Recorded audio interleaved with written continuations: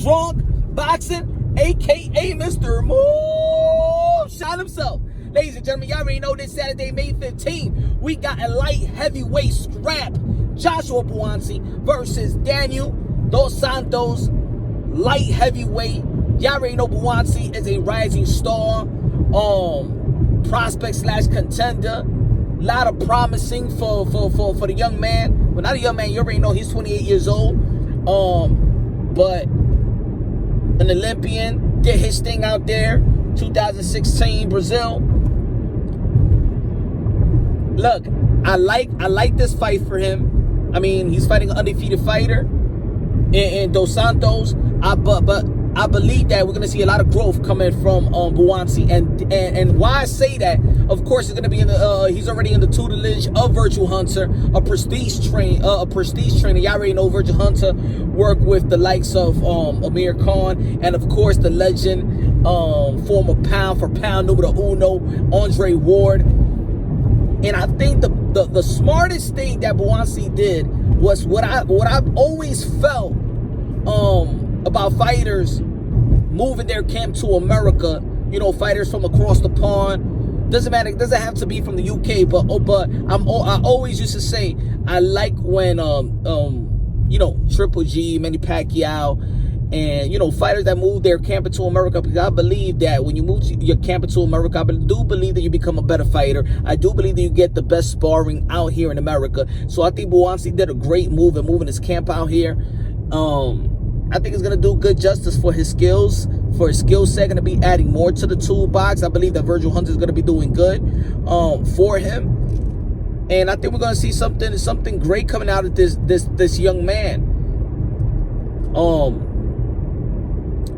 So I think in this fight, I think he's going to do a number on Dos Santos, in my opinion.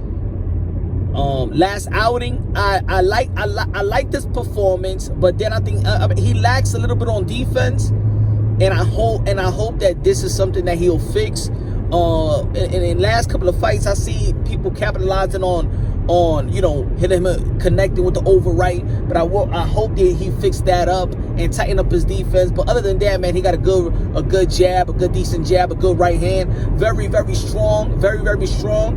And I think this guy is gonna be a force to be reckoned with. Joshua Buatsi is gonna be a force to be reckoned with. And I think he's gonna stop his opponent. I think he's gonna stop Dos Santos probably in the mid rounds, probably early in the mid rounds.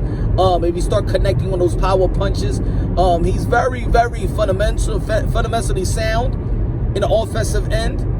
Again, if you polish his defense a little bit more, and I think he's gonna be very good. And I want to know if he's gonna rise above the domestic fighter status. You feel me? I think he's highly capable of doing so. I'm not gonna be a fan of the hype. We already know what happened to Anthony Yardy, and I think that's a good fight for him. You know, I mean, the lightweight, the light heavyweight division is very intriguing. You already know we got Bivol, you got Beterbiev, you got even Cannon Smith is moving up. You got Joshua, you got Anthony Yard, you got plethora of good.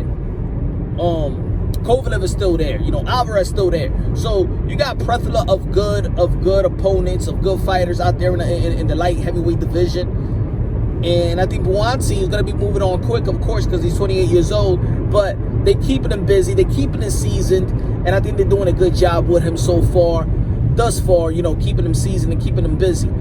So I do have Buatsi finishing off Dos Santos in the middle of the round. I mean, in the mid rounds.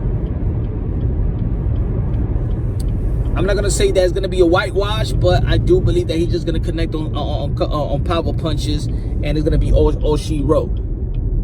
Probably in the fifth round, in my opinion. But of course, y'all already know, man. It takes 3 to 4 training camps, so you could be used to your trainer, so you can have chemistry. So Buatsi and Virgil Hunter could have chemistry.